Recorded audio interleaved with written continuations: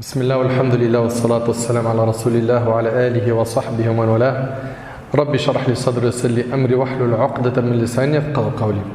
Toujours dans la continuité de ce qu'on avait ensemble au sujet de Ramadan, en compagnie de mon bien-aimé Cheikh Eric Younous, hafidahullah.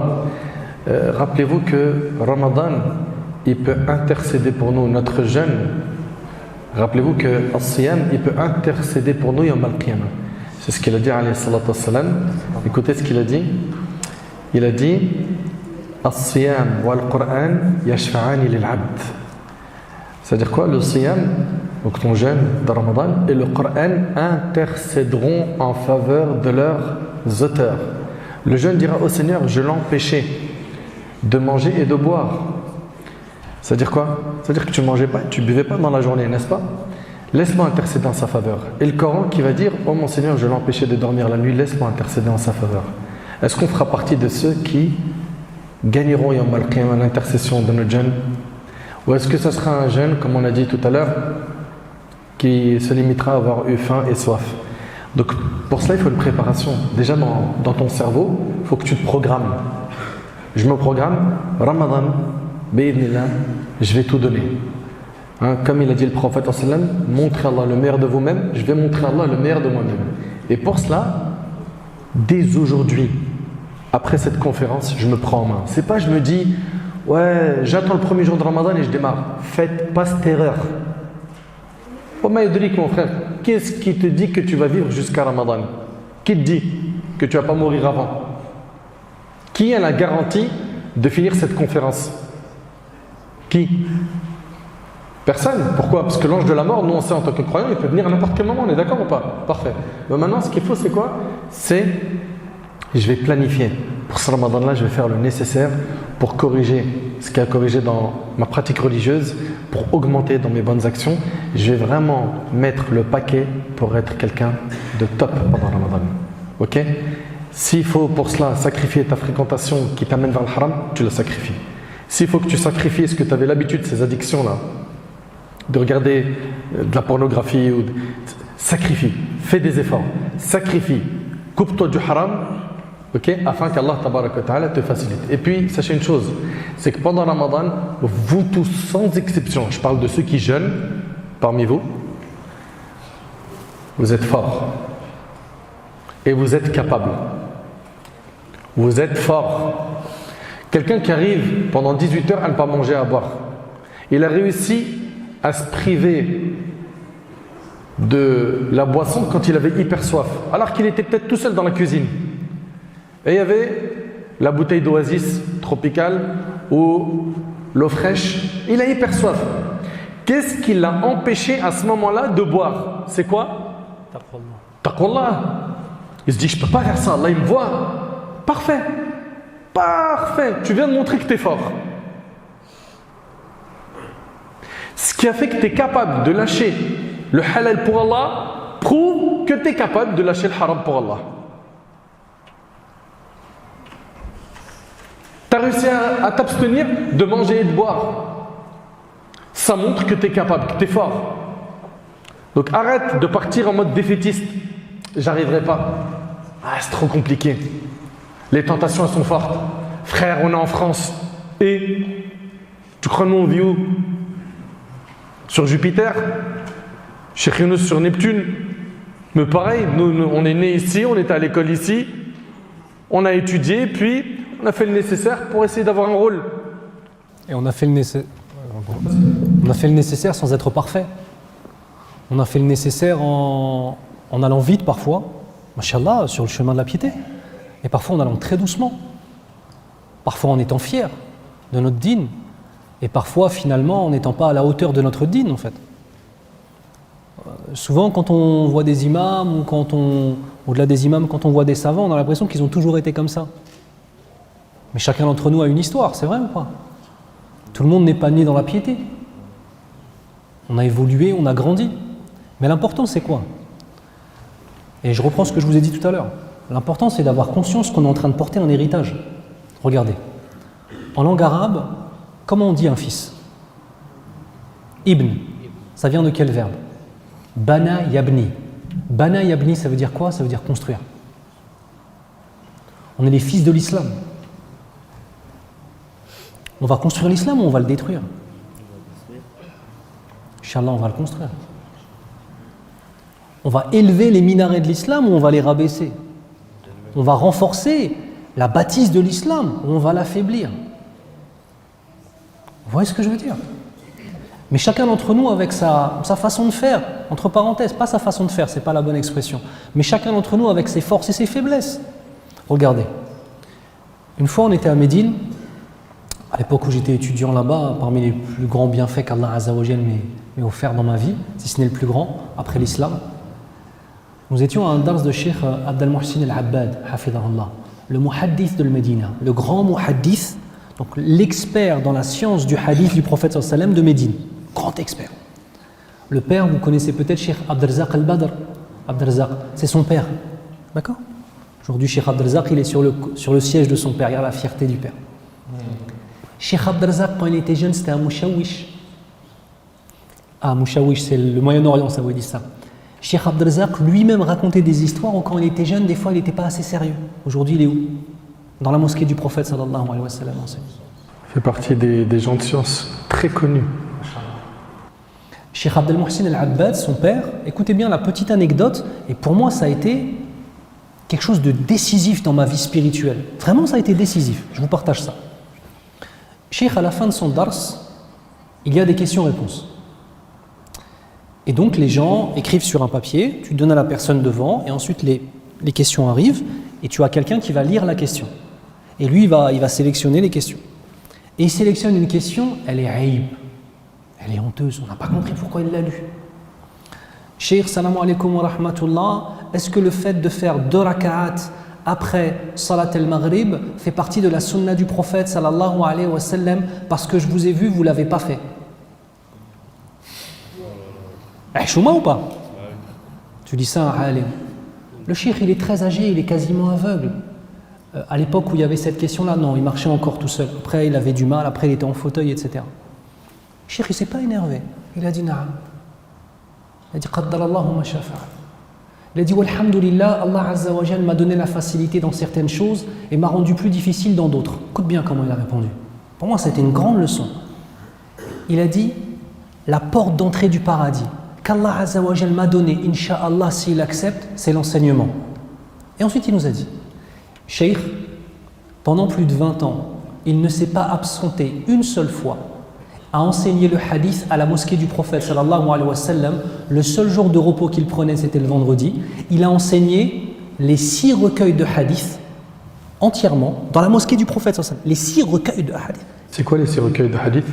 Al-Bukhari, wa Muslim, Ibn Majah, Al-Nasa'i, qu'est-ce qu'on a d'autre? Pas l'imam Ahmed, Abu Daoud et Tirmidhi. Il les a enseignés les 6. Et il a repris. Quand moi je suis parti en 2012, il a repris. Mais écoutez la réponse. Chacun d'entre nous doit comprendre c'est quoi sa porte d'entrée du paradis, Inch'Allah.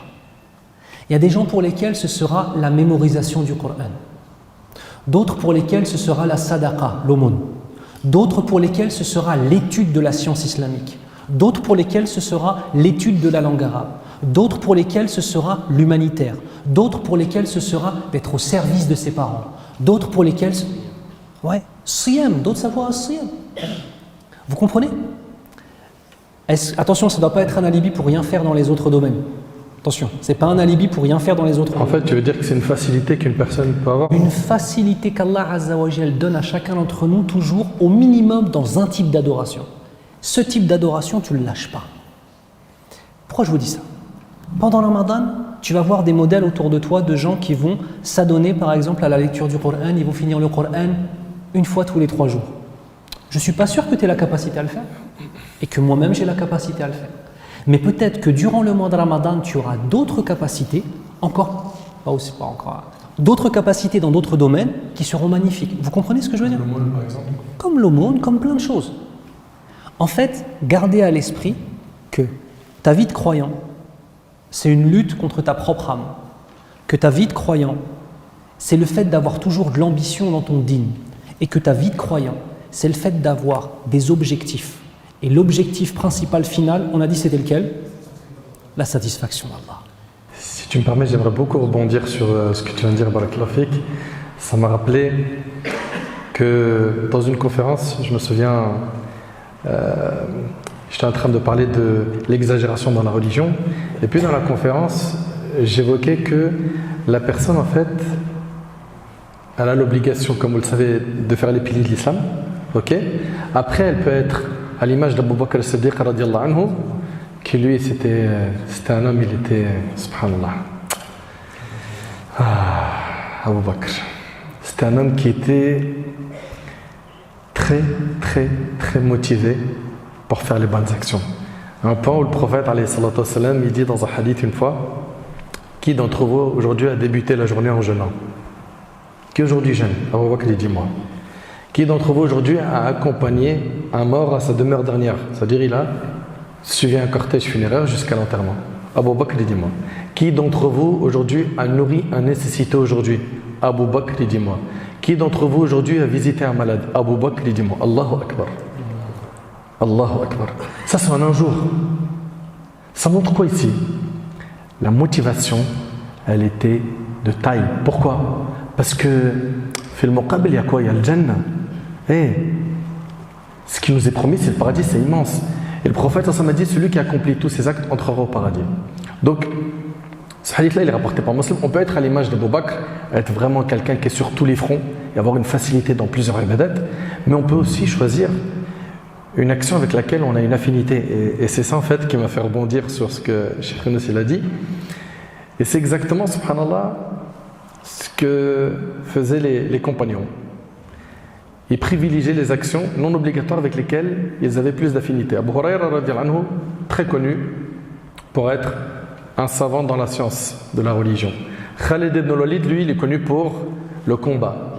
Abdullah ibn Amr ibn al-As, c'était quelqu'un qui était connu pour jeûner beaucoup et qui multipliait les lectures du Coran. Et parmi ce que j'ai lu qui m'a vraiment épaté, et ça c'est le lubb al-mawdu', là j'arrive au pic de ce que je veux faire parvenir comme info, c'est ce que rapporte Ibn Abd al-Barr rahimahullah dans Tamhid.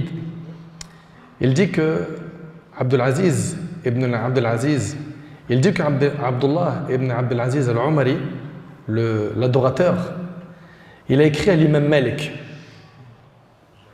L'imam Malik, rahimahullah, on peut en parler aussi pareil pendant très longtemps. C'est quelqu'un non seulement qui était très savant, mais très pieux.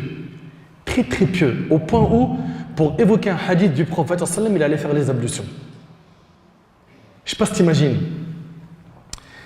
Et ici, en fait, cet homme qui est un adorateur, il écrit à l'imam Malik, rahimahullah, yahudduhu ila l'infirad wal amal. Il encourage à s'isoler, à se consacrer à l'adoration. Il encourage l'imam Malik. Et ce n'est pas n'importe qui l'imam Malik, rahimahullah. Vous suivez? Très bien. Et l'imam Malik, rahimahullah, il lui écrit à son tour, Inna Allah azza wa jal qasama al-a'mal kama qasama al-arzaq. Il a dit, farubba rajulin futiha lahu fi as-salah wa lam yuftah lahu fi as-sawm. وآخر فتح له في الصدقة ولم يفتح له في الصيام وآخر فتح له في الجهاد ولم يفتح له في الصلاة ونشر العلم وتعليمه من أفضل أعمال البر وقد رضيت بما فتح الله لي فيه من ذلك الله أكبر وما أظن ما أنا فيه بدون ما أنت فيه وأرجو أن يكون كلانا على خير ويجب على كل واحد منا أن يرضى بما قسم له والسلام. Franchement, il n'y a pas de mots.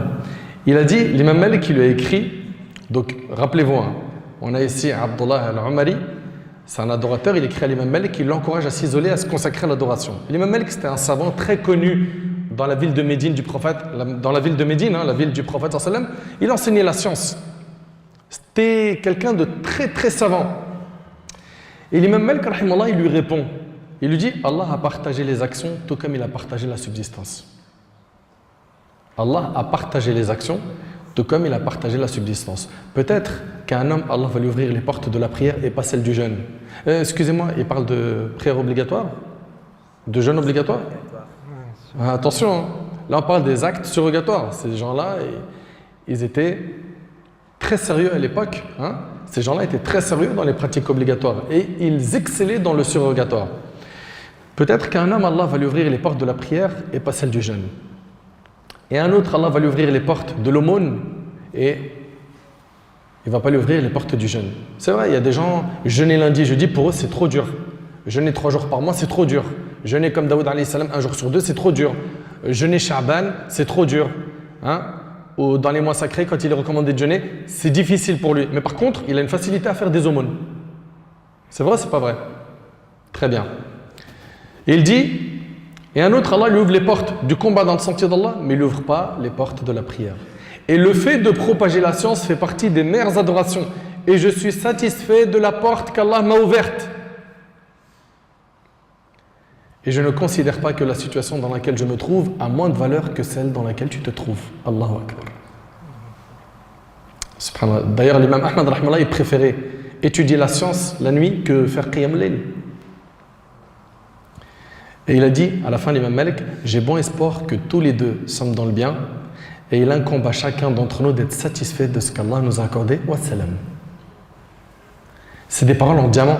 Wallahi. Et en fait, ça montre quoi? C'est-à-dire que, comme il a dit Cheikh Younous tout à l'heure, c'est pour ça que ça m'a fait un tilt, chacun il a une affinité avec une action surrogatoire qui ne lui est pas difficile à accomplir. Cela ne veut pas dire qu'il doit se priver des autres actes surrogatoires. Mais là où toi tu as des facilités, mets le paquet, et là où tu n'arrives pas, bah fais l'effort quand même pour essayer de gratter des hasanat sur tous les fronts. Tu arrives à exceller dans le sadaqa, à chaque fois qu'on te demande de donner fsabilillah, tu donnes. Tu n'arrives pas à jeûner, fais un effort, malish. Okay, surtout pour les heures d'hiver, c'est facile. C'est vrai, on peut regarder le maghrib à quelle heure? C'est facile de jeûner des jeûnes surrogatoires. Donc ce qu'on aimerait, Inch'Allah, c'est que chacun d'entre vous soude l'obligatoire. Et d'ailleurs, c'est ce qu'Allah il aime le plus. Et là, c'est un message aussi pour certains de nos frères et nos sœurs, Cheikh Younous, tu es d'accord avec moi, qui vont mettre le paquet pour Tarawih, mais Fajr, il n'y a personne. Tarawih, c'est bien de prier Tarawih ou pas? Les prières nocturnes après l'Aïcha, c'est très bien, n'est-ce pas? C'est obligatoire ou c'est recommandé de le faire? Recommandé. Prier la prière du Fajr, c'est obligatoire ou c'est recommandé? C'est obligatoire. Ils vont se blâmer d'avoir délaissé Tarawih, mais pour le Fajr, il n'y a rien, silence radio. Ah frère, on ne te voit pas la nuit, t'abuses, vas-y, fais un effort, on est tous là. Il n'y a que toi qui manque. Vous laissez rentrer la motive. Parfait, c'est très bien. Fajr, la prière obligatoire, il n'est pas là. Et on oublie qu'Allah tabaraka wa ta'ala dans le hadith al-Qudusi, il a dit « Et mon serviteur ne se rapproche pas de moi par une œuvre que j'aime plus que l'œuvre obligatoire. » Que l'œuvre obligatoire. C'est-à-dire qu'Allah, ce qu'il aime le plus, c'est l'obligation. L'acte obligatoire, vous suivez? Ce qu'Allah il aime le plus, c'est l'acte obligatoire. Puis vient après, par la suite quoi? L'œuvre surrogatoire, d'ailleurs dans le hadith. Et mon serviteur ne cesse de se rapprocher de moi par des œuvres surrogatoires jusqu'à ce que je l'aime. Allahu Akbar. Donc toi qui veux gagner l'amour d'Allah, et tu sais très bien qu'en gagnant l'amour d'Allah, tu gagnes quoi? Le fait d'être en sécurité yawm al-qiyamah. Le fait d'être à l'abri de toute humiliation le jour du jugement. Qu'Allah, bi'idhnillah, t'accorde quoi? Le paradis par sa miséricorde. Donc tout ça, ça demande des efforts comme on vous l'a dit et qu'on le répète. Habibna Younous, si tu as quelque chose à leur demander, bismillah, sinon peut-être On va commencer avec les questions, Inch'Allah, avec 4 questions, il me semble. Le premier que j'ai vu, c'était le frère là-bas. C'est toi, mon frère. On t'écoute.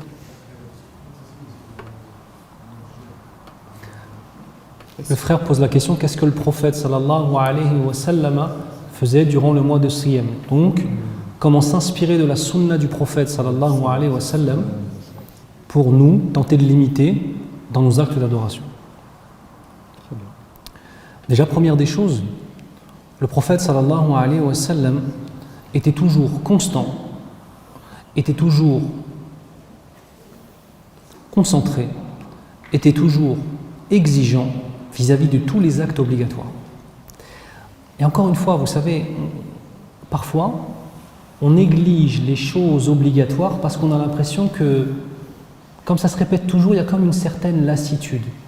On a presque l'impression que de faire ces 5 prières à l'heure, en étant concentré, en ayant fait un wudu réel, une véritable purification du corps et de l'âme lorsqu'on va faire ces ablutions, en ayant dit Allahu Akbar réellement, en ayant la aqida, la certitude qu'Allah Azza wa Jal dépasse tout, réellement, par essence, dans ses actes, puis ensuite dans nos vies, eh bien on a parfois tendance en fait à négliger cela.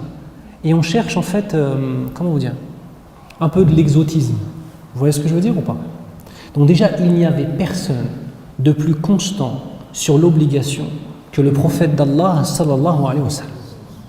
Et c'est son enseignement à lui qui a ancré cela chez les Sahaba radiyallahu anhu. N'oubliez jamais que les Sahaba sont tout simplement les élèves du prophète d'Allah. Ce sont ses élèves. Des fois, on ne pense pas à ça en fait. Leur professeur direct, c'était le Nabi sallallahu alayhi wa sallam.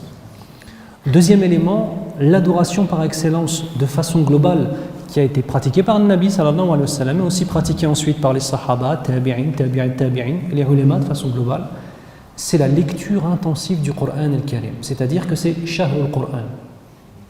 Maintenant, quelle lecture du Coran? C'est ça en fait. Regardez, moi je vais vous donner un conseil. C'est d'avoir deux lectures différentes. Ça c'est mon conseil pour ceux qui sont plus jeunes que moi, c'est mon conseil de grand frère. D'accord? D'avoir deux lectures différentes.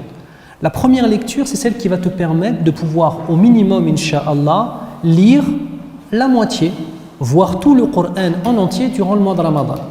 C'est une lecture en fait qui va être souvent dénuée de méditation. C'est une lecture que tu vas lire et c'est une adoration. Tu dis, Ya Allah, je me présente face à toi d'une façon qui s'y a sa perfection en disant la chose que tu aimes le plus entendre, qui est ta propre parole. Et man qara'a harfan min kitabillah falahu bihi hasana wal hasanatu bi'ashri amthaliha. Quand celui qui lit ne serait-ce qu'une lettre du Coran, il aura au minimum une hasana. Et cette hasana, elle est au minimum elle-même développée par 10. Et les a'mal saliha, les bonnes actions, sont multipliées par 10 jusqu'à 700 et plus. C'est bon? Et cette lecture, c'est une adoration que tu fais où tu dis, Ya Allah, c'est par soumission à toi que je fais cela. Même si je ne comprends pas l'arabe. Même si je lis et que je ne suis pas en train de prendre du temps pour méditer sur l'essence. Ça, c'est la qira'a de l'kathra. Même si la personne elle lit avec des difficultés? Même si la personne lit avec des difficultés, elle aura encore plus de récompenses vis-à-vis de cela. Parce que regarde, la finalité, là, dans ce type de lecture, ce n'est même pas la méditation. Dans ce type de lecture-là, c'est ce que toi tu montres à Allah. Je sacrifie mon temps, mon énergie. Et puis quand c'est Ramadan, quand tu fais siyam et que tu lis le Coran, la bouche elle est sèche. C'est vrai ou pas? Donc ça c'est la première lecture. Et il y a une deuxième lecture. Cette deuxième lecture, ce seront des objectifs qui seront en fonction de tes capacités et tes habitudes. Si par exemple tu as réussi à lire un chapitre en entier du Coran al-Karim, Inch'Allah en arabe, et si tu ne sais pas lire l'arabe, je vous encourage tous à le faire, Inch'Allah. Pour l'anecdote, ma mère qui a 72 ans et qui est convertie à l'islam, sait aujourd'hui lire l'arabe. Donc ceux et celles parmi vous qui ne savent pas lire l'arabe, dites-vous qu'il y a une vieille dame de 72 ans qui s'appelle Michel, qui sait lire l'arabe et pas toi. Il y a un problème ou pas? Il y a un problème ou pas? D'accord les frères. Barakallahu fikum. Ok, je referme la parenthèse, je disais donc, la deuxième lecture, c'est une lecture méditative. Tu n'es pas obligé cette fois-ci de relire un juz en entier. Après, si c'est un verset, j'ai pas de problème. Si c'est une page, j'ai pas de problème. Tu prends un tafsir, une exégèse du Coran, traduite en français. Parmi les exégèses, mashallah, qui sont simples, l'exégèse de Cheikh Saadi. Cheikh Saadi, ça a été traduit en français sur 2 gros volumes. C'est super, c'est simple, c'est spirituel, mashallah, tabarakallah. Tu prends cette exégèse ou une autre. Et ce que tu vas faire, c'est que, tu vois ce que l'imam va lire ce soir? Tu vas au moins lire l'explication d'une page. Et une fois que tu as fait ça, retenez bien, hein, tu te dis, comment je crée le lien entre cette page et ma vie? Cherche. Qu'est-ce que contient cette page comme enseignement de ce que j'ai pu lire? Et comment est-ce que moi, je vais créer du lien entre moi, ma personne, et la parole d'Allah subhanahu wa ta'ala? Parce que la méditation, c'est ça. La méditation, c'est pas simplement de la philosophie. Méditer, cela ne signifie pas simplement avoir des idées ou alors entendre ce qu'on appelle des belles fawaïd, des belles choses enrichissantes. La véritable méditation, c'est celle qui va te changer. Donc comment est-ce que moi je vais faire pour créer du lien? Donc je ne peux pas faire toute la journée du prophète sallallahu alayhi wa sallam, sinon ça prendrait trop longtemps, d'accord? Mais déjà au moins ces deux éléments, les obligations et deuxièmement la lecture coranique. On a dit quoi? La lecture coranique, une qira'a sari'a, une première lecture où tu as un objectif de quantité. Très très bien, tu auras une récompense, Inch'Allah. Et une deuxième lecture où tu vas prendre certainement moins, si tu peux prendre autant, le baraka, alhamdoulilah, mais certainement moins, mais tu médites dessus, tu lis le tafsir.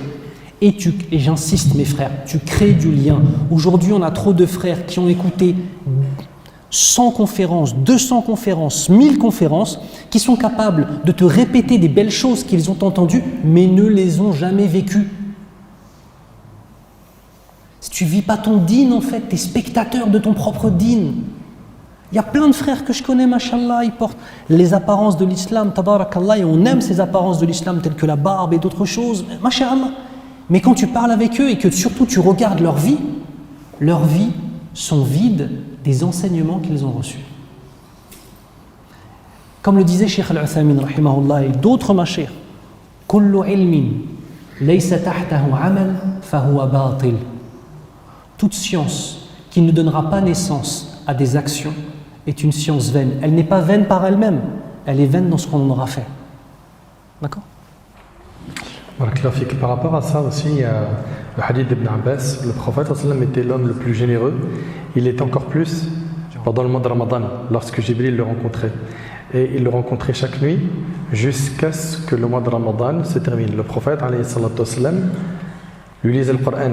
Et lorsque Jibril le rencontrait, il est encore plus généreux que le vent qui amène la pluie. C'est rapporté par Bukhari Muslim. Donc on voit ici que le prophète il avait cette relation étroite avec le Coran pendant Ramadan. Okay. Lui ainsi que les compagnons et ceux qui les ont suivis, ils ont vraiment fait le nécessaire pour donner beaucoup de temps au livre d'Allah pendant Ramadan. Et également le prophète il était très généreux. Très généreux. Donc essayez d'investir dans un maximum de projets pendant Ramadan, quitte à définir un montant, ok, et même dépasser le montant que vous aviez défini au départ parce que vous commercez avec Allah. Beaucoup de gens ils essayent de placer leur argent dans ce qui sera le plus bénéfique pour eux. On leur dit quoi? Tu as de l'argent? Place ça dans les murs. Mets ça sur les terrains, t'inquiète, ça prend de la valeur. Dans 10 ans, tu me remercieras. C'est vrai ou pas? Place ton argent dans ça. Tu as beaucoup d'argent? Investis dans ça. Achète une villa, garde-la, laisse-la au chaud. Même, soit tu la loues Airbnb, soit tu la laisses comme ça. Même si elle poirote comme ça, t'inquiète pas. Dans 5-10 ans, revends-la, tu verras. Le meilleur investissement que tu peux faire, c'est de donner fi sabilillah. C'est la meilleure épargne que tu peux faire. De donner pour Allah tabarak wa ta'ala. Et tu dois garder en tête que ce que tu vas donner, Allah tabarak wa ta'ala, il va te le rendre. Et ce sera déjà rien que, subhanallah, le sentiment de joie que tu as dans le cœur quand tu aides et quand tu fais le khir. Bien sûr, tu le fais pour Allah, tu le fais pas pour avoir des éloges, que les gens disent de toi, tabarakallah, mashallah, il est généreux, il est pieux, etc. Non, tout ça, ça va très bien que c'est de l'ostentation. Il faut mettre une croix sur ce monde d'éloges recherchés. Aujourd'hui, malheureusement, les gens ils font beaucoup pour que les gens disent du bien. Ok, non, ne soyez pas de cela. Mais, voilà, ce Ramadan, je vais me surpasser, je vais sacrifier. Il y a des gens que je connais qui ont donné énormément, qui se sont retrouvés à avoir des fins de mois difficiles. Ils sont morts de faim? Non. Et puis, les efforts que tu vas faire. Peut-être que tu vas très peu dormir, que tu vas te retrouver fatigué à la fin de Ramadan. Mais t'inquiète pas. يذهب التعب ويبقى الأجر. La fatigue, elle va partir. Mais la récompense, elle va rester. Tu vois? Dormir, profiter, se divertir, fais ça toute l'année. Et ce qu'on vous demande, c'est pas d'être des saisonniers. Ne comprenez surtout pas que l'appel de cette conférence est mets le paquet pendant ce mois et disparaît pendant 11 mois. Non, ce mois-là, c'est le mois où toi tu as un avion, tu descends, mettre le plein de kérosène et tu repars pour les 11 mois d'après. Si tu n'en mets pas assez, qu'est-ce qui se passe? Si tu ne mets pas assez de kérosène, 2-3 mois après, boum, c'est l'accident. Des gens, il y a des gens même qui, un jour après Ramadan, c'est déjà l'accident. Il n'a rien mis pendant Ramadan. Le jour de l'Eid, il arrive et il dit ce que vous entendez aujourd'hui. Wallah, j'aurais jamais imaginé. Elle est là, elle m'a appelé, elle m'a dit rejoins-moi dans tel endroit. Non, c'est ce que j'ai fait avec elle, c'est un truc de ouf. Ramadan, il vient de se finir hier. Mais parce que t'as pas carburé pendant Ramadan. Comme il a dit Cheikh Younous, tu es un spectateur de ton dîn. C'est dur à entendre quand même. Spectateur de ton dîn. Non, soyez des acteurs. Donc, le prophète, alayhi salatu wassalam, il faisait beaucoup de choses pendant Ramadan pour répondre aux frères. Il faisait beaucoup d'aumônes, il lisait le Coran. Il pratiquait beaucoup de sunnah, comme le fait de prendre le repas de fin de nuit, comme le fait de se hâter dans la rupture du jeûne, comme le fait de faire des du'as dans les moments de rupture du jeûne. Il y a beaucoup de sunnah que notre bien-aimé alayhi salatu wassalam faisait pendant Ramadan. Et nous, il faut qu'on fasse le nécessaire pour nous concentrer sur cela. Et puis aussi, garder en tête que celui qui prie avec l'imam pendant Tarawih jusqu'à la fin, c'est-à-dire du début à la fin, c'est comme si qu'il avait prié toute la nuit. Tu t'imagines? Donc voilà, on va se challenger avec nos amis, on va se motiver. Et j'aimerais bien qu'il y ait cet effet de motivation qui naisse et qui reste après Ramadan. C'est-à-dire quoi? C'est-à-dire qu'avec mes amis, mes potes, les sœurs entre elles, venez, on se motive. En programme un wird de dhikr, de Coran, venez, on se motive à faire ceci, cela, à préparer des repas pour telle association humanitaire qui va distribuer des repas le soir, à prier Tarawih, ok, on lâche rien. Et généralement, c'est comment Ramadan chez les gens? Cheikh Younous, c'est un démarrage, il est pour certains, ceux qui ont compris, il est comme ça pendant les 10 premiers jours, après ça stagne, voire ça descend. Et dans les 10 derniers jours, certains, ils refont apparition. C'est pas une Alors, ce que je vais dire, c'est pas pour les humilier ou les attaquer, c'est pour les identifier. Il y a les 27istes, ok, ceux qui débarquent le 27 du mois de Ramadan, ils font un coucou à la mosquée puis après ils disparaissent. Ok, je les attaque pas, c'est très bien déjà qu'ils viennent, alhamdoulilah, mais pourquoi vous venez qu'une seule nuit impaire? Donc on a des gens qui vont venir, ils vont mettre le paquet pour certains jours, puis après ils s'évaporent. Non. Le prophète sallam, dans les 10 derniers jours, ce qu'elle nous dit Aïcha radhiyallahu anha, sa femme, c'était qu'il redoublait d'efforts, il réveillait sa famille. Qu'est-ce qu'il faisait? Ayqadha ahla wa ahya layla wa shadda mi'zara. Il faisait quoi? Il veillait sa nuit en prière. Et il réveillait sa famille pour faire autant. Et il réveillait sa famille pour faire autant, ça veut dire que pense pas qu'à toi pendant Ramadan, toi qui es marié, toi qui as une femme, toi qui as des enfants. Pense aussi à madame, qui souvent malheureusement elle est punie par 1000 invitations pendant Ramadan où elle ne voit que la cuisine. Mais Ramadan, c'est pas pour manger. Diminuer les invitations s'il le faut. Pourquoi? Pour que madame elle ait du temps pour elle. Et également les enfants. Lui, monsieur, il va à Tarawih, il met le paquet, il revient, il est chargé. Entre-temps, il parle avec des amis, il rentre tard, ils sont en train de dormir à la maison et il n'y a pas de dîme dans la maison. Et il oublie, Ya ayyuhalladhina amanu qu anfusakum wa ahlikum nara. Ô vous qui avez cru, préservez-vous ainsi que vos familles du feu de l'enfer. Ne sois pas égoïste. Et assume tes responsabilités de bonhomme. Assume ce foyer. Donc toi, tu vas t'occuper de toi, mais regarde le prophète sallam. Ahya laylahu. Et il réveillait sa famille pour faire la même chose, pour faire aussi des adorations. Et il redoublait d'efforts dans les 10 derniers jours. Donc, c'est-à-dire, comprenez, c'est pas un sprint, c'est un marathon. C'est-à-dire, je vais courir au début, dans les 10 premiers jours, puis après, je reste constant, même si c'est difficile. Je vois un abandon de poste dans la mosquée, il n'y a presque plus personne, c'est pas grave. Et dans les 10 derniers jours, je continue. Et de cette manière, avec ces efforts, tu récolteras le fruit de ton travail. Mais de venir faire ce qu'on voit chez certains, un coucou pendant les 7 premiers jours, puis après disparition et une nuit impaire, on est là, et après on se dit, voilà, je comprends pas, Ramadan il est passé, ouais, j'arrive pas à sentir le changement. Mais pour sentir le changement, il faut que tu diminues tes péchés. Et il faut que tu fasses des efforts. Les efforts, c'est quoi? C'est je prends mon âme en main, et c'est moi je lui dicte ce qu'elle a à faire. C'est pas elle qui me dicte ce que j'ai à faire.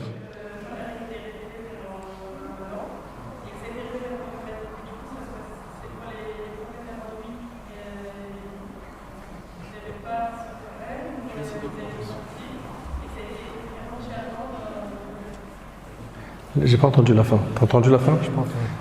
Et pour les autres prophètes, quoi?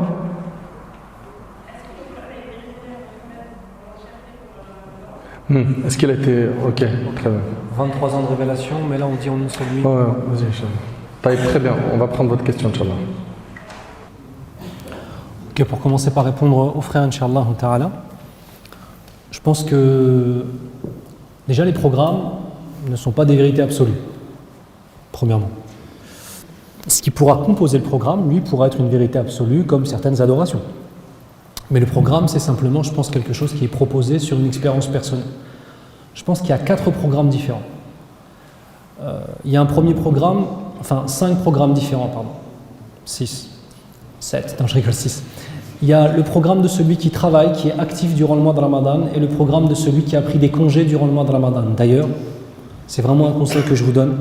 Prenez des congés durant le mois de Ramadan pour profiter de ce mois de Ramadan. Surtout les 10 derniers jours. Bien sûr.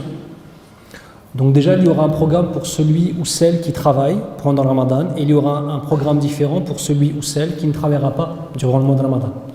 Deuxièmement, il y aura un programme pour la journée, et il y aura un programme pour la nuit. Le programme de la journée de celui qui travaille, de celui qui ne travaille pas, de la nuit de celui qui travaille, de celui qui ne travaille pas. Ce ne sera pas le même encore une fois. Et enfin, le programme de la sœur, qui par exemple a des enfants en bas âge, ou la sœur qui n'a pas d'enfants, ou la sœur qui a des enfants qui sont déjà grands. Ce n'est pas la même chose. La problématique qu'on a, nous, parfois, c'est qu'on prend des programmes qui sont les programmes des salihoun, des pieux et des pieuses, alors qu'on travaille, la sœur elle travaille, en plus elle a des enfants en bas âge, etc. Et le programme, il est impossible à tenir. Et ça fait même que certaines se frustrent. Ils disent j'ai pas pris de temps pour moi, j'ai rien fait pour Ramadan. C'est ça, c'est ça. Moi, je vais vous parler des nuits de Ramadan. Je vais laisser Cheikh Nazar vous parler des journées de Ramadan, ça lui va. On en a parlé avec le prophète sallallahu alayhi wa sallam déjà. Je vais vous donner simplement des conseils. Parce qu'encore une fois, si vous remarquez bien, hormis dans les adorations spécifiques, Allah Azza wa Jal dans le Coran nous laisse beaucoup de liberté sur la façon dont on va concrétiser les choses. Hormis Salatul Dhuhr, c'est 4 raka'at, tu fais tant de choses, ça c'est très codifié. Mais sinon, en termes généraux, dans le Coran al-Karim, c'est des conseils ou des ordres qui sont assez généraux. D'accord ? Donc moi, ce que je peux faire, c'est donner des conseils qui sont d'ordre généraux, en termes généraux. La première des choses, c'est que il faut réussir à avoir le courage de se détacher du urf. On a l'impression que Qiyam al-Layl, que la prière de nuit, ne peut exister que dans les mosquées. C'est complètement faux. Chez l'imam Malik, rahimahullah, la sunna est de faire tarawih chez soi. Je ne suis pas en train de vous dire de délaisser les mosquées, loin de là. Je suis en train de vous dire que déjà, rien qu'avec cela, il y a des options et des optiques dans nos vies qui s'ouvrent. Le fait de prier chez soi. Le fait de prier chez soi. Vous vous rappelez, durant le Covid, on n'a pas pu prier dans les mosquées. Oui.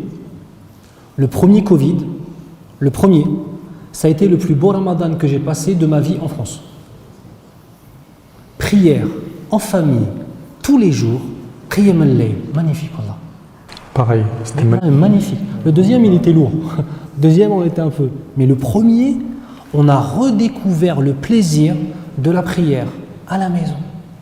De refaire revivre nos maisons par cette sunna du Qiyam al-Layl. Prier avec ton épouse, tes enfants. Ensuite, toi, tu vas dormir. Et dans la nuit, tes enfants, ils ont pris l'habitude. Et à un moment, tu te lèves à 3h du matin et tu vois tes filles qui sont en train de prier ensemble. Comment t'es content, Ce que je veux vous dire, c'est que ce n'est pas parce qu'aujourd'hui, on a l'impression que la prière de nuit, dans le urf, dans les habitudes, c'est uniquement à la mosquée, que la réalité, que c'est uniquement à la mosquée. Non. Tu peux aussi avoir Qiyam al-Layl chez toi, avec ta femme, tes enfants, avec des amis, avec un frère duquel tu es proche. Une soirée, il va venir faire l'iftar chez toi. Tu ne vas pas courir comme un fou pour aller à la mosquée. Tu vas prendre. Bien sûr, il faut aller à la mosquée, attention, je suis en train de dire le contraire. Mais tu vas le prendre avec toi. Toi, tu vas faire l'imam. En fait, tu es en train de dire qu'il faut diversifier, en fait. Oui, en fait, c'est dans la diversification très souvent que l'on trouve différents moyens d'expression, en fait, de ta piété. Autre élément, par exemple, moi que j'aime faire, alors je ne sais pas dans cette mosquée ce qu'ils font. À l'époque, moi, avant que je parte vivre dans le Nord, j'habitais à Gennevilliers. Et à Gennevilliers, ils faisaient une chose. Masha'Allah. Ils faisaient, et ils font encore Salat al-Tarawih après Salat al-Isha, et ensuite ils font Tahajjud, d'accord, les prières de nuit, avant la prière du Subh. Dès le premier jour de Ramadan, qu'est-ce que ça me donnait comme option? Si je suis trop fatigué pour aller faire Tarawih à la mosquée, je peux faire une partie du Tarawih chez moi, et ensuite me lever un peu plus tôt, ou alors ne pas dormir, et aller faire la prière le matin au Subh. Et ça, par exemple, c'est une chose que je conseillais aux frères qui sont actifs. Prier des prières nocturnes avant le subh. Avant le subh, oui. le fait en fait de conseiller, moi je conseillais ça aux actifs. Le frère qui travaille, il arrive au Maghrib, il est séché, mesquin, la sœur elle est séchée, il boit un verre d'eau, il mange, il ne peut pas ne pas aller dormir à ce moment-là. Dors 3 heures, tu te lèves un peu plus tôt, tu vas à la mosquée, et la mosquée, elle fait salat ou tahajjud. Bah, par exemple ça, les gens ont l'impression que s'ils font que salat ou tahajjud, ils ont loupé tarawih. Mais non, c'est quoi tarawih? C'est quoi tarawih? Tarawih, c'est salat al-witr, que tu vas prier en plusieurs rak'at en fait, tout simplement, tu vois ce que je veux dire? Donc ça aussi pareil, le fait de vous comprenez ce que je veux dire? Le fait de ne pas rester simplement sur un seul modèle, forcément tarawih, c'est à la mosquée après, non, il y a aussi tahajjud, dans le dernier tiers de la nuit. Non, il y a aussi le fait de prier parfois chez toi. Écoutez, mais il y a certaines fois où j'étais si fatigué que je préférais, même le ramadan dernier, prier à la maison avec ma femme et mes enfants, à la maison, parce que j'étais trop fatigué pour aller à la mosquée. Moi, j'ai une maladie chronique qui m'affaiblit pendant que je jeûne, et donc je ne pouvais pas. Dites shafakallah, il n'y a pas eu un seul shafakallah. Amin. Donc, je pense aussi que ça, dans les nuits, c'est important de s'ouvrir un petit peu à d'autres options, en fait, d'autres options de prière comme ça. D'accord. Barakallahu fik. Et par rapport à ça, c'est vrai qu'il y a pas mal de choses comme ça qui sont devenues des packaging. C'est tarawih, c'est que à la mosquée, point barre. Et tout le Coran. Voilà, et tout le Coran obligatoire. Ah, la mosquée n'a pas fini le Coran, ah, c'est un problème. C'est vrai que c'est bien de le faire, mais si la personne ne le fait pas, c'est pas un péché. Il y a des choses comme ça, comme aussi le fait que pendant les 10 derniers jours de Ramadan, beaucoup de gens sont en train de préparer que l'Eid. Les vêtements, les gâteaux, la femme elle a la cuisine, elle est en train de faire son 100e gâteau, puis après elle a fini le 100e, elle est en train de se dire bon, maintenant il en faut 200 de telle sorte, et puis 300. Allah barik fikum. Faites en sorte que la maison vive Ramadan. Ouais. Ne soyez pas égoïste. Il y en a trop, et pas qu'elle le subisse. Qu'elle le subisse, c'est elle est hyper fatiguée de l'invitation d'aujourd'hui. Demain, je lui ramène le même effectif, voire x8. Et puis, c'est très bien, on est obligé, parce qu'on est obligé, parce que, mais en plus, même parce que c'est eux, mais on est obligé. Quel obligé? Obligé quoi? Tu es obligé de mettre le paquet pour te purifier, toi et ta famille, pendant ce mois. Et ces choses qui vont vous parasiter autour, gérez-les intelligemment, Allah barik fikum. Ne négligez pas votre âme et vos responsabilités de famille, barakallahu fikum. Donc la sœur posait aussi une question, pourquoi est-ce que le Coran al-Karim mentionne que Shahr Ramadan alladhi unzila fihi al-Qur'an, le mois du Ramadan durant lequel le Coran al-Karim a été révélé. Oui, le Coran a été révélé de façon complète, mais pourtant le prophète sallallahu alayhi wa sallam a transmis le Coran al-Karim sur combien d'années? 23 années. D'une part, on a dans le Coran le fait qu'on nous dise qu'il a été révélé en une seule fois, et d'autre part, le prophète sallallahu alayhi wa sallam lui était révélé les versets au fur et à mesure du temps, et il les donnait sur 23 ans. C'est que durant Laylat al-Qadr, en tant que tel, durant la première nuit en tant que tel, le Coran est descendu de ce qu'on appelle Lawh al-Mahfouz. Al-Lawh al-Mahfouz, ce sont les écrits primaires. Les écrits primaires dans lesquels, je n'ai pas envie de rentrer dans la Aqidah, mais c'est la parole d'Allah subhanahu wa ta'ala. Et ceci a été descendu à Bayt al-Ma'mour. Et ensuite, donc il a été descendu entièrement à cet endroit-là, qui est un endroit dans les cieux. Donc révélé en entier, en une seule fois. Et d'ici, la révélation, Jibril alayhi salam allait chercher ces versets et les donner au prophète sallallahu alayhi wa sallam sur les 23 ans. En fonction des circonstances, etc. Des circonstances, ou parfois même pas, en fonction des circonstances, ça dépend. On tient à vous remercier. On tient à vous remercier pour votre écoute attentive et pour vos questions. Et on espère qu'Allah tabarak wa ta'ala va accepter nos efforts et surtout il va nous accorder at-tawfiq, la réussite pendant ce mois de Ramadan. Je remercie une nouvelle fois Cheikh Younous, qu'Allah tabarak wa ta'ala te récompense et tu es le bienvenu ici chez toi, dans cette mosquée, qu'Allah t'élève en degré et fasse que les paroles qui ont été dites trouvent une place dans votre cœur, comme je l'ai dit au début, et qu'Allah tabarak wa ta'ala améliore notre situation et nous accorde à tous et à toutes une bonne fin et le plaisir de pouvoir avoir une assise similaire à celle-ci au paradis en compagnie de nos ancêtres, les pieux prédécesseurs.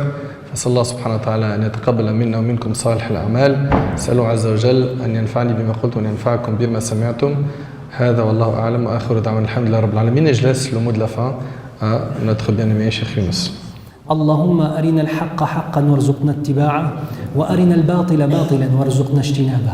On demande à Allah Azza wa Jal de nous montrer la vérité comme étant la vérité et de nous accorder l'honneur de la suivre et de nous montrer le faux comme étant le faux et de nous préserver de le suivre. Ya Rabbal Alamin. Allahumma salli ala Muhammadin wa ala ali Muhammad kama sallaita ala Ibrahim wa ala ali Ibrahim wa barik ala Muhammadin wa ala ali Muhammad kama barakta ala Ibrahim wa ala ali Ibrahim fil alamin innaka hamidun majid.